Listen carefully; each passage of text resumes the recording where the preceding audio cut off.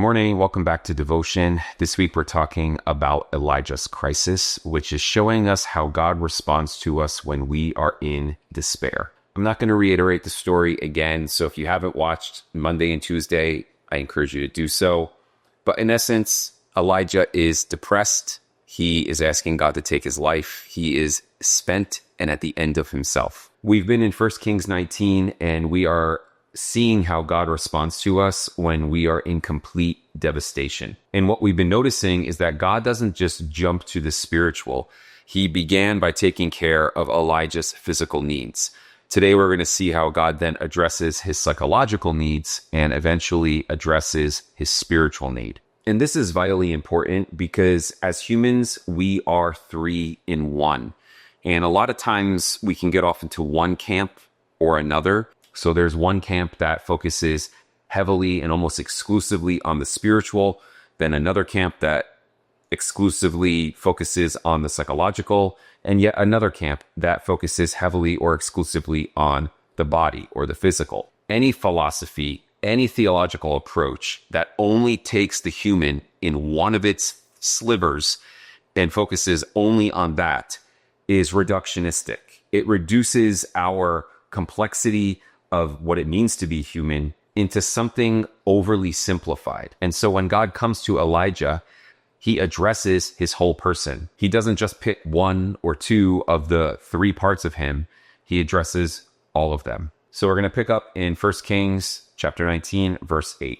And he arose and ate and drank and went in the strength of that food for 40 days and 40 nights to Horeb, the mountain of God.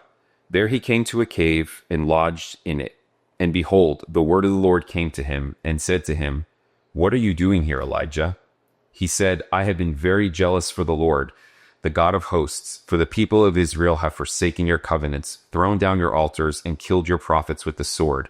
And I, even I only, am left, and they seek my life to take it away." I want to point out that Elijah is going to Mount Horeb, which is an uncommon name. Its more common name is Mount Sinai. And if you don't know or don't remember, Mount Sinai is where Moses encountered God, hid himself in the cleft of the rock so that the glory of God could pass by him. It's also the same mountain he gave him the 10 Commandments on. So Elijah journeying for 40 days and 40 nights, hint, hint, to go to the mountain of the Lord, to Mount Sinai, in order to encounter him is highly significant. I identify with this story, with this process so personally. I can relate very well to this level of exhaustion in my body, my mind, and my spirit.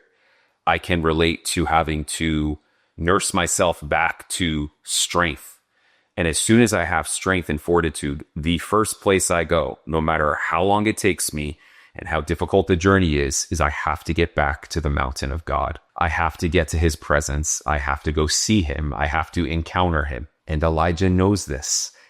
He knows that there is nowhere else to go. He knows that in his distress, in his darkness, in his confusion, in his overwhelm, that he has to get to the presence of God. It's also interesting that it says in verse 9, there he came to a cave and lodged in it. And behold, the word of the Lord came to him. Again, another wink, wink throwback to Moses, because it says about Moses that he hid in the cleft of a rock. And here's Elijah doing the same thing. The word of the Lord came to him. And I love God because what God does here uncovers the thought processes, the rumination, and the story that Elijah is telling himself. God questions him, "What are you doing here, Elijah?" And just like the woman at the well, when Jesus said, "Where is your husband?" he knew that it was going to unlock all of this story, all of this trauma, all of this history. And here we see the same thing. God is relating to Elijah in the same way. What are you doing here? Why are you here? Now listen to what Elijah says to God. Again, this is revealing his psychological state. This is revealing what he's believing and the story that he's telling himself. He says, "I have been very jealous for the Lord, the God of hosts, for the people of Israel have forsaken your covenant, thrown down your altars, and killed your prophets with the sword. And I, even I, only am left, and they seek my life to take it away." He opens with that he has been zealous for God. He has been working hard to make sure that the word of God came to the people. So in essence, he's been doing the right thing. But then watch what he does. He starts the whole blame game. And not only does he start the blame game, he exaggerates it and he changes the facts. For the people of Israel have forsaken your covenant, throw down your altars, and killed your prophets with the sword. And I, even I only, am left, and they seek my life to take it away. In short, none of that is true. He's adapted a victim mentality, which is super easy to take on. I'm not throwing stones. I'm not criticizing him. I have operated in victim mentality way more times than I would like to admit. But in essence, the victim mentality is, I'm innocent. I've been doing everything right. It's all those people. They're doing the wrong thing. They're not following your ways. They're tearing down your altars, and they're trying to take my life. Now hold on a second. If you were with us yesterday and the day before, who was trying to take Elijah's life? Was it the people of Israel? I don't think so. It was Jezebel. It was Ahab's wife, not the people of God, not the Israelites. But regardless, this is what Elijah is believing. This is where his despair, his depression has led him to. And if you know anything about rumination, which is basically thinking the same thought over and over again, or replaying the same event or experience over and over and over again, as you do that, the story tends to go more and more in your favor and less rooted in reality. So much so that you end up in a place that is somewhat delusional.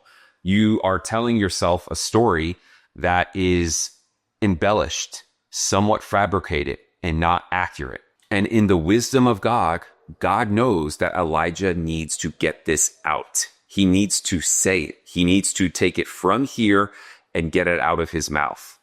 And for us, that is so important, because there's this like odd pressure sometimes where it's like we think we have to go before God and have our words all together, have our emotional state in order, have everything that we need to say like pre-written out or pre-rehearsed to make sure that it's perfect. But it's simply not true. It is not the way we are invited into God's presence. So much so that when Elijah enters God's presence, completely distressed, in depression, wanting him to take his life, God, in his grace and in his kindness, wants to unlock the mental torment that Elijah has been living with, regardless if it's true or not. He wants him to say it. And it is my suspicion, and maybe I'm reading between the lines here, the Bible doesn't say this explicitly, but it almost presents it in a way where Elijah's despair, the root of it came from that he had a plan in mind. He had an expectation in mind of that when God showed up in these miraculous ways, that X, Y, and Z was going to be the result.